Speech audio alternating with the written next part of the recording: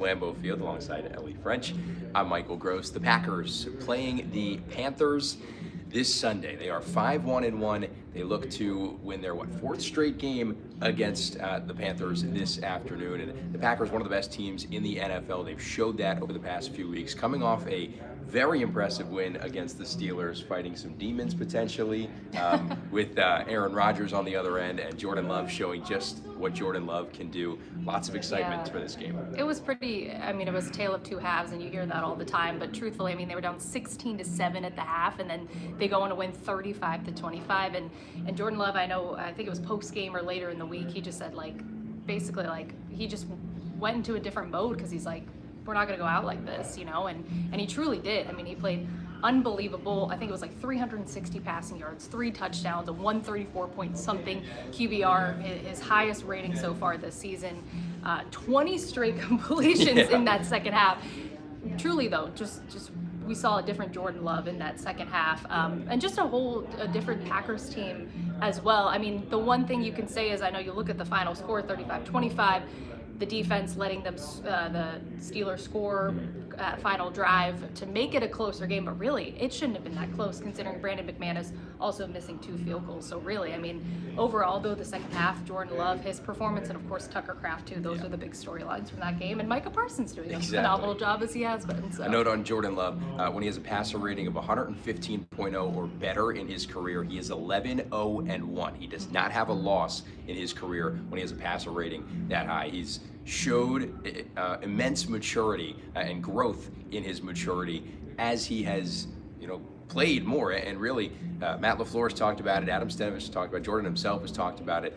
It just comes with the reps, and his third year as the starting quarterback too. He's way more comfortable than he was even last year, and obviously than he was his rookie year. And the tough thing with him last year is the injuries he dealt with too, and that's just part of football too, right? But we figured a healthy Jordan Love, what he can do is amazing things, and that's what we've seen so far this season. Look, again, we're in week 9, so we'll see how the season continues, but if he can stay healthy, he's shown hey, I'm ready to try to lead this team to a Super Bowl. And on that note, it is Jordan Love's birthday. He turns 27 years old today, and what we have heard when it comes to Jordan Love is that Aaron Rodgers, Brett Favre, and Bart Starr all led the Packers to world championship Super Bowl titles when they were 27 years old. Jordan Love turns 27 years old today. So, and he knows that. He's heard that too and stuff. But, he's such a calm, cool, collected guy that obviously he knows that, but he's also just look, I'm just going to go out there, do my best, and if I do that, then that's how the Packers can try to win a Super Bowl. Yeah, listen, but happy birthday, Jordan Love, 27 years young today. Stars may be aligning for something down the line in February. You never know. Let's talk inactives for today's game. The big one, I guess, off the bat is Dontavian Wicks. He will not play, along with, obviously, Lucas Havrisik, because Brandon McManus is active and will kick. He returned last week. He returned last week, but he's been questionable over the past couple of weeks leading into game day. There's Wes Hodowitz right behind us walking by of Packers.com. He's been questionable the past couple of weeks leading up to game day. He will kick today. He's certainly in a better place than he was leading up to the game against the Steelers. Quay Walker will play. There was a question with him. That was the big one. That was the big one, because he was seen out of practice, standing on the sideline at one point this week, and the question was he going to play? Can this defense really continue to thrive without him on the field? They won't have to experience that. And it was a calf thing, but he was a limited participant in practice on Friday, so it seemed like he would be. The big thing, though, about Quay Walker, not just obviously what he does on the field, because he's had a really great season so far, and one thing that was pointed out was DK Metcalf, who ended up getting fined for what he did, was when he poked through Quay's helmet, and Quay not retaliating, doing anything, and Quay said in the past he would have, so that was big. But the big thing about Quay Walker too is, you remember, he wears the green dot. He's a communicator for the defense. So if you don't have a guy, Quay Walker, on the field, then someone else has to step into that role. And I was thinking about it, I guess that would have been an Isaiah McDuffie perhaps, but Quay Walker being the one to communicate with defensive coordinator Jeff Hafley, wearing that those I guess athletes with the headset, wearing it in the helmet, being able to hear him and communicate that to the rest of the defense is so key.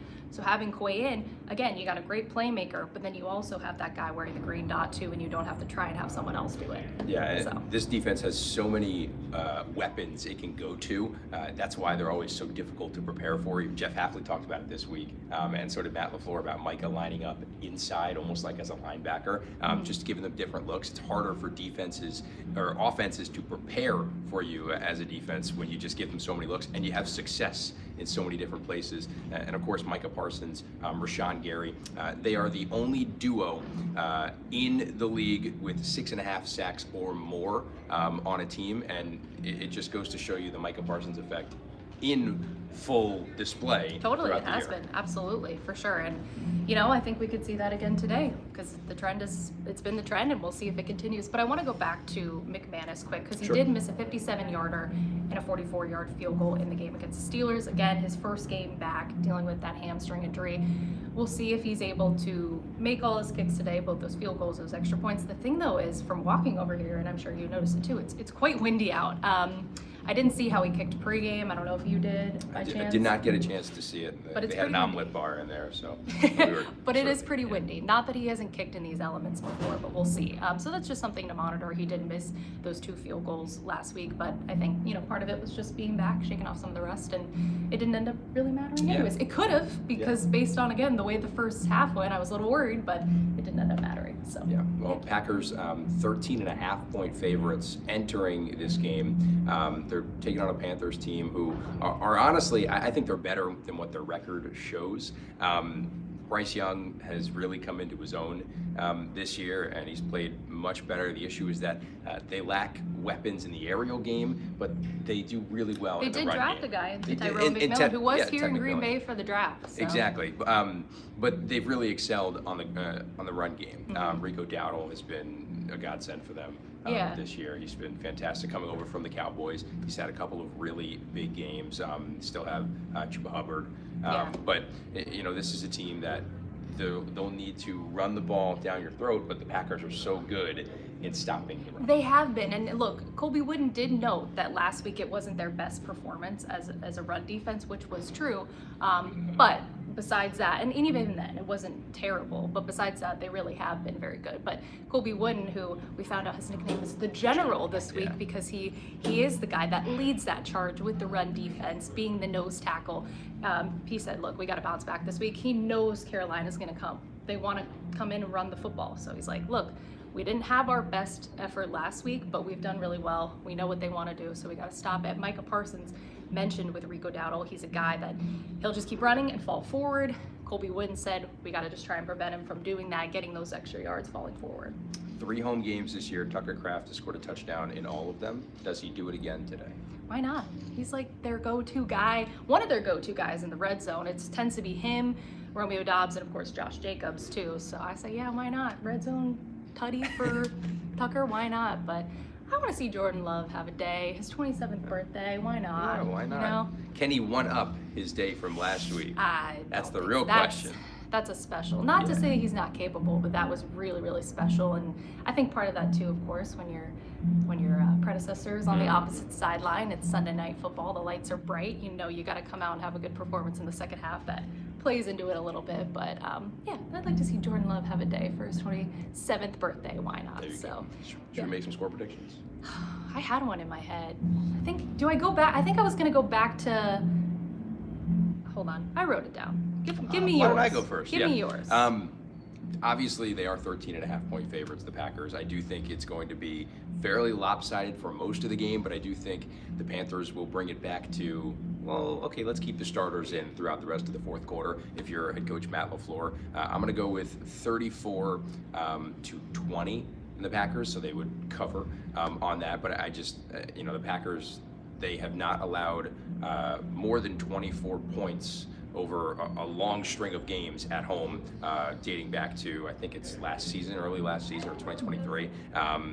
This is a defense that is, strutting its stuff, and the offense the same thing. And I do think, I don't think the Packers have lost a game when scoring more than 27. I think is that what they won every game by 27 or more. So there you go. Yep, and I'm going back to it. I'm going back to the magic number of 27, even though I think that was maybe my score. I don't know if I gave a score prediction for Sunday Night Football, but I think I was like, oh, why not do 27? Because when they have scored 27 points, they have won.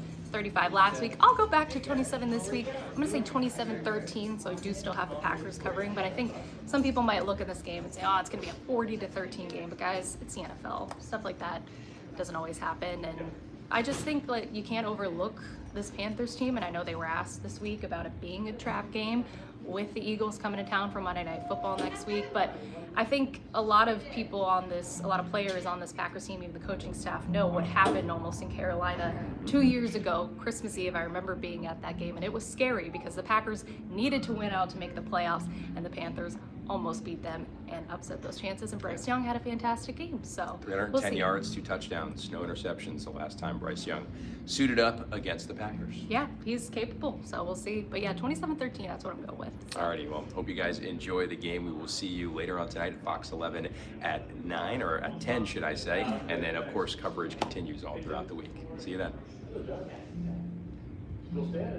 Yeah. It's always